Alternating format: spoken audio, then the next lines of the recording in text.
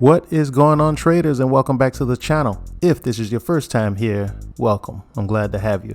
Now on this channel, I go over key levels and catalysts that I'm focusing on, along with a watch list of stock tickers that I may trade. In this video, I'll be going over my watch list for the trading week of April 17th, 2023. Let's get to it. All right, first up, the catalysts. On Monday, we have the Home Builder Confidence Index. On Tuesday, we get housing starts and building permits. And on Thursday and Friday, we have several Fed officials speaking. And I've noticed that random swings happen in the market during these speeches. So be aware of this later on in the week. All right, let's take a look at this week's earnings calendar. All right, so we have a full week of earnings once again. Now, of all the companies reporting, I don't like any of their charts, meaning I don't see any setups that I'm excited about. So this week, I'll just play the aftermath of the reporting. Now, from last week, United Health Group. I don't understand that sell-off, but hey, that's why we wait and see how the market reacts before we take a play. Let's get started with the watch list. All right, so the first one we're going to take a look at is the S&P 500 ETF, ticker symbol SPY, and here I have it pulled up on the daily chart.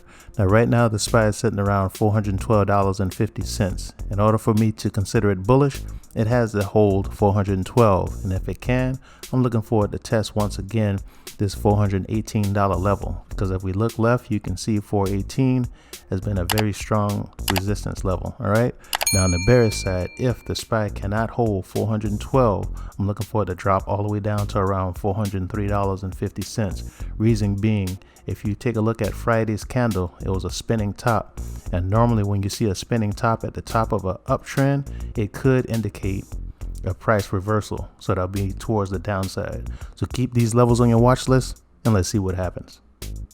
Up next is Nflx, a popular subscription-based streaming service that revolutionized the way people consume video content. Nflx changed the landscape of entertainment by making a vast library of movies, TV shows, and other content accessible to subscribers at their convenience. Let's take a look at its chart. All right, so here we have Nflx, ticker symbol Nflx, pulled up on the 4-hour time frame. Now, the company reports earnings after the market closes on Tuesday, and right now we're sitting around $339. Now, of all the companies that are reporting this week, in my opinion, Nflx has the best chance of making a big move. If we look at same time last year, April 19th, Nflx was sitting around $330. And after they reported, it sold off all the way down to around $163. Now, will that happen again? I doubt it, but you never know. So first off, the bullish scenario. Like I said, we're sitting around $339. In order for me to consider it bullish, it has to hold $330. And if it can, the first level I'm looking for it to test is going to be around $363.50. If it gets above that, all the way up to around $400. Now, on the bearish side, if Nflx for some reasons can't hold $330, I'm looking for it to possibly drop all the way down to around $273. All right, so keep these levels on your watch list and let's see what happens. Up next is Regions Bank, one of the largest banks in the southeastern United States with a significant presence in 15 states across the South, Midwest, and Texas.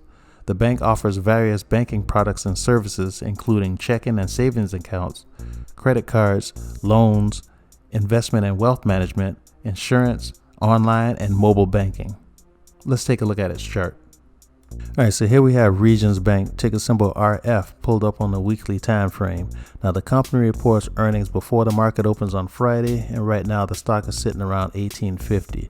Now, Regions, being a regional bank, got caught up in the Silicon Valley drama and went from $23 all the way down to around $14 before it recovered. Now, first off, the bullish scenario. With the stock sitting around $18.50, in order for me to consider it bullish, it has to hold $18. And if it can, the first level that I'm looking for it to test is going to be around $20. Now, on the bearish side, if Regions cannot hold $18, the first level that I'm looking for it to test is going to be around $16. If it can't hold that, possibly dropping all the way down to around $13. But if you pay attention to this highlighted area right here, it had a nice strong recovery once it got in this area. So this could be a nice bounce play to consider. All right, so keep these levels on your watch list and let's see what happens. Up next is Meta Platforms, a social media and technology company which owns Facebook, Instagram, WhatsApp, and Message. Meta's platforms has a combined user base of over 4 billion users. The company also develops and produces hardware products, including the Oculus virtual reality headset, and provides software development tools for virtual and augmented reality applications. Let's take a look at its chart. Now here we have Meta Platforms, ticker symbol META, pulled up on the 4-hour time frame. Now we've been watching Meta for quite a few weeks based on its association with a possible TikTok ban and its apparent benefit from it. Now with the stock sitting around $221.50, in order for me to consider it bullish, it has to hold $221. And if it can, the first level I'm looking for it to test is going to be around $224. If it gets above that, all the way up to around $237. Now on the bearish side, if Meta cannot hold $221, I'm looking for it to test all the way down here around $208. So keep these levels on your watch list and let's see what happens. And the last one we're going to look at today is Tesla, the American electric vehicle and clean energy company headquartered in Palo Alto, California. Founded in 2003, the company has revolutionized the automotive industry by offering electric vehicles that have a greater range and performance than many traditional gas-powered cars. Now, Tesla is also a major player in clean energy by offering energy storage solutions for residential and commercial use, as well as solar panels and solar roofs that generate renewable energy. Let's take a look at its chart. So here we have Tesla, ticker symbol TSLA, pulled up on the 4-hour time frame. Now the company reports earnings after the market closes on Wednesday, and right now the stock is sitting at $185. Now in order for me to consider it bullish, it has to get above $189. And if it can, the first level I'm looking for it to test is going to be around $198.25. If it gets above that, all the way up to around $210.50. Now on the bearish side, if Tesla cannot get above $189, the first level I'm looking for it to test is going to be around $176.50. If it can't hold that, all the way down to around $163.50. So keep these levels on your watch list and let's see what happens.